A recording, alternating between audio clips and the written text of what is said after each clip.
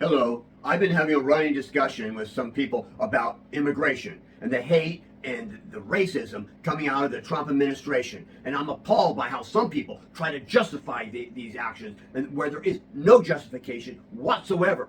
Did you know, here, in this book, I got a new book on the Constitution. I normally carry this little pocket Constitution with me. Now, I'll tell you what. You know what you won't find in there?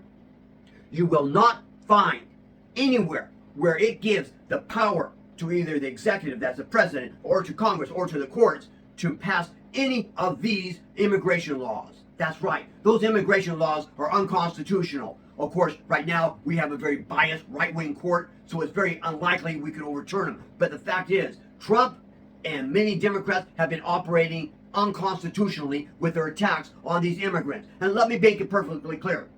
I oppose Donald Trump. I voted for Joe Biden. I voted for Barack Obama. I voted for Kamala. Yes, I even voted for Hillary Clinton. But the fact of the matter is that these policies have been wrong, whether they've been under a Democratic president or a Republican president. They are wrong to their core. There's no excuse for it. And like I said, you won't find it in the Constitution. That power is not granted. Therefore, it's unconstitutional and wrong. Am I saying open the borders? You're damn right I am. Open them up. Yes, screen the people as they come in. If someone is a known drug trafficker, a known criminal, he or she should be registered and watch. And just like we register American citizens, United States citizens. But you know what we don't do here in the United States? Well, up to now, we hear stories of Trump thinking about this. We don't have penal colonies to send the so-called undesirables away. So, if someone commits a crime, yes, you slap their hands. And that means even if they commit 34 felonies, you don't just let them off the hook. And you send them to prison. They do their time, then you release them, you watch, make sure they don't reoffend, you help them become part of society. We don't throw away people. That's wrong. These immigrants are valuable to our country. They do jobs, some jobs that many Americans refuse to do. And they are hard workers. They deserve better. And there's no excuse. Now, I've shown you, as far as laws, I've shown you the higher law. This one. Don't mistreat or oppress an immigrant because you once were immigrants. If you do treat them badly and they cry out to me, you can be sure I will hear their cry. I will be furious and I will kill you with a sword. Exodus 22, verses 21 through 24, Common English Bible. Now, right there, you have the law of God. And also, if you open your Bible and you go to Matthew 25, I believe the 36th verse, and you read on, you will find that Jesus lays out who would be going to heaven and who would be going to hell.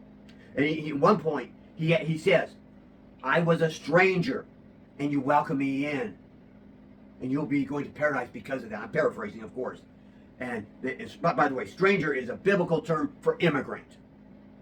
Now, these people said to him, Lord, when did we see you a stranger and invite you in? And Jesus said, when you did it to the least of these, you did it to me. But then he turns to the other group. And he says, I was a stranger, and you did not invite me in. And they too said, when did we see you a stranger and didn't invite you in? And Jesus again said, when you did not do it for the least of these, you did not do it for me. Off to hell with you. Well, in so many words. You can look it up yourself. And that's just one of the things that he laid out. It is so important to stop this hate and bigotry. Yes, we do have a problem with illegal drugs. But let me be perfectly clear. There's no such thing as an illegal human being. Some are undocumented because they are following the Constitution. The Trump and these other people, Obama, Biden, were not. But they are not illegals. Maybe undocumented, but not illegals. That is racist to its core. Now, some people say, oh, but I'm just concerned about people who commit crimes. Oh, really? You voted for Donald Trump. The man is a criminal, a 34-count felony convicted criminal. But you're okay with that. You don't care what he did at Jeffrey Epstein's to that poor 13-year-old girl, Katie Johnson. Just look up her name, Katie Johnson, and you'll find videos on it and her testimony. Oh, but that's okay. You don't care about all the people he swindled through his businesses. Oh, that's okay. You're concerned about crimes. What crime? Somebody who's actually following the Constitution in the immigration. See the hypocrisy there, my friends? Now you say, but I am concerned about the drugs coming in this country, the illegal drugs. And yes, we do have a problem. This fentanyl is causing a lot of trouble. But let's be honest, why is there a problem?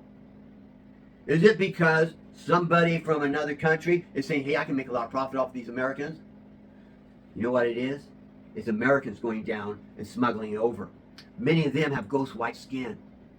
And they aren't the Mexicans. They aren't the South Americans. They're Anglos doing it. But why? Because there is a market for it here in the United States. Why is there a market? Because most of these conservative politicians have ramroded a nonsense about a war on drugs attacking people who are in need. I'm an older man. I have to take hydrocodone to stay off the pain because I was a hard worker all my life. And fortunately, I can get it from the doctor, but you got to go through tests to make sure that you're not using anything else and all this garbage. And the doctors are very tightly controlled on what they can give out. That's nonsense. Somebody's hurting. Make sure they have the right amount of dosage to take care of the pain and not so much that they could have an overdose. And you watch over them, you give them what they need and knock off the bull crap. If people could go to their doctor and get the medications that they need and the doctors didn't have to worry about their license, guess what? You wouldn't have this illegal stuff coming over the border. But, we got to put on our Pharisees hat and act like we're better than anyone else. The fact is, these are faults caused here in the United States by Americans and by our government. And now you want to blame it on the Mexicans and on the immigrants from other countries. Put the blame where it belongs, on Americans, on our government. Some Democrats and a lot of Republicans are behind the war on drugs. Matter of fact, it started with old Richard Nixon because he didn't like the fact that these long-haired hippies and the blacks were protesting him. So he said, I can't make it illegal for them to protest, because even Nixon knew, unlike Trump, that you could not take away people's freedom of speech. And I can't arrest people for being hippies or being black. But I see they're using some drugs. I can go ahead and put a war on the drugs and arrest them for that. That's how it all started. It needs to stop. Now, I can say, as a moral man, as a solid Christian, yes, some people get into drugs and it ruins their life. No excuse. No argument against that. But who made them take their first puff of pie? Who made them take their drink of alcohol? They just not usually chose themselves to do it. Now, I got to tell you, I like feeling good like anybody else. But there's no way I'm shooting a needle into my vein to try to feel good. I have no love of needles. None whatsoever. As a kid, I had bad allergies and had to get shots twice a week. And let me tell you, my arms felt like pin cushions. And you want to tell me, hey, this will make you feel good and happy? Here's a needle. I'm going to knock you on your butt. You're not sticking me with that thing. But some people have chose that. Let's help them. If they want to get away from it, let's help them. Let's put money into rehabilitating people and help them get off the drugs. Yes. Let's take all the money that we're wasting on ICE. Let's take all the money that we're wasting on going after these people. Let's make people able to get the medication from their doctors. And let's take that money that we save from not financing ICE and all these horrible and unchristian, inhuman practices, and let's put it into rehabilitation to help people get clean and be able to stay straight and on the right road.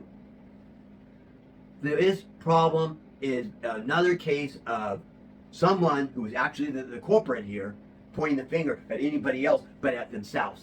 And that has got to stop. Thank you, everybody. I hope you have a good day.